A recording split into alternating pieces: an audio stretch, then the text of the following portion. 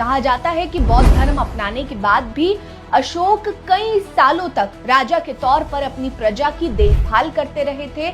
उसी दौरान उन्होंने लोगों के भलाई के लिए कई बड़े कार्य किए। उन्होंने बराबर की पहाड़ियों में गुफाओं का निर्माण कराया था। इन गुफाओं में आज भी अशोक के समय के शिलालेख मौजूद हैं। आजीविक संप्रदाय के तपस्वियों के निवास करने के लिए बनवाया था। इन गुफाओं में सबसे खास है लोमस ऋषि।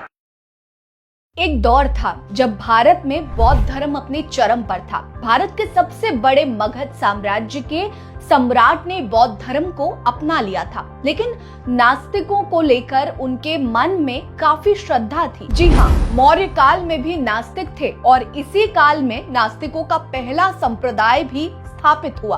बौद्ध और जैन संप्रदाय के समकालीन रहा ये संप्रदाय सम्राट अशोक के दिल के करीब था। सम्राट अशोक ने संप्रदाय के लिए गुफाएं भी बनवाई जो आज भी दुनिया से छिपी हुई है।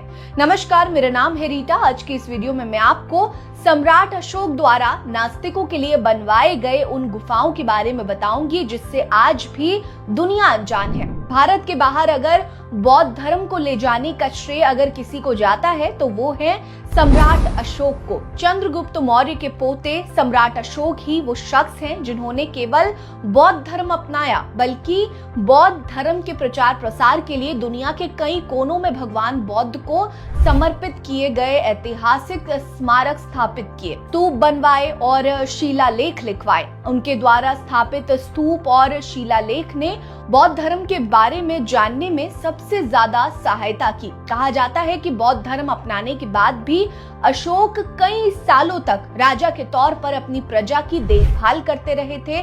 उसी दौरान उन्होंने लोगों के भलाई के लिए कई बड़े कार्य किए और उन्हीं में से एक है बराबर की पहाड़ियां, जिन्हें बराबर पहाड़ियों के नाम से भी जाना जाता है। उन्होंने बराबर की पहाड़ियों में गुफाओं का निर्माण कराया था। इन गुफाओं में आज भी अशोक के समय के शिलालेख मौजूद हैं। इन गुफाओं को आज के समय में करण चौपड़, विश्वकर्मा, सुदामा और लोमस ऋषि के नाम से जाना जाता है।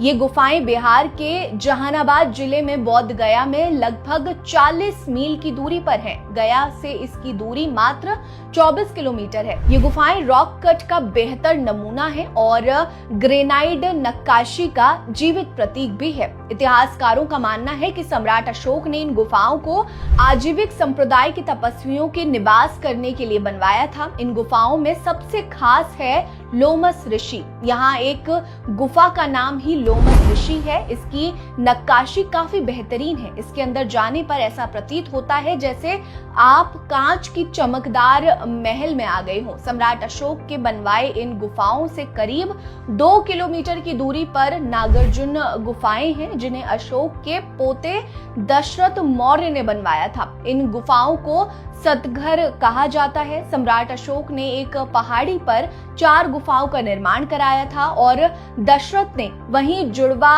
पहाड़ी पर 3 गुफाओं का निर्माण कराया जिसे गोपी का कुभा, वतिथि का कुभा और वापिया का कुभा गुफा के नाम से जाना जाता है। इन गुफाओं को भी आजीविक संप्रदाय के संतों को समर्पित कर दिया गया था। ज्यादातर 2 कक्षों में बटी इन गुफाओं में जैन धर्म के अनुयायियों के होने के भी कई साक्ष्य मिलते हैं। कहा जाता है सम्राट अशोक ने अपने राज्य में बौद्ध धर्म के साथ साथ जैन धर्म को भी फलने फूलने का मौका दिया था। आपको बता दें कि आजीविक संप्रदाय की स्थापना मखली गोसाल ने की थी और वो बौद्ध धर्म के संस्थापक भगवान बुद्ध और जैन धर्म के अंतिम और 24वें तीर्थकर महावीर के समकालीन थे। उनके ही सन्यासियों के लिए अशोक ने बराबर गुफाओं का निर्माण कराया था। कहा जाता है कि आजीविक संप्रदाय पहला नास्तिकवाद या भौतिकवादी संप्रदाय था। ऐसा माना जाता है कि आजीविक श्रमण नग्न रहते थे और परिवारजकों की तरह घूमते थे। ये ईश्वर, पुनर्जन्म और कर्म में भरोसा नहीं करने वाले पहला संप्रदाय था। वहीं इन गुफाओं की बनावट बताती है कि सम्राट अशोक के काल में आधुनिकता का भी संगम था। ये कलाएं ऐसी हैं जिसे आज के दौर में भी कोई नहीं बना सकता। इससे ये भी साबित होता है कि सम्राट अशोक के काल में भी काफी कुशल और आधुनिक कारीगर थे। शायद यही कारण है कि अशोक अपने काल में सबसे ज्यादा आधुनिक विद्याओं के ज्ञाता थे। इस पर आपकी क्या राय है? कमेंट करके हमें जरूर बताएं। साथ ही वीडियो को लाइक कर लीजिए, चैनल सब्सक्राइब सब्सक्राइब करना मत भूलिए। हमारे साथ बने रहिए। नमस्कार।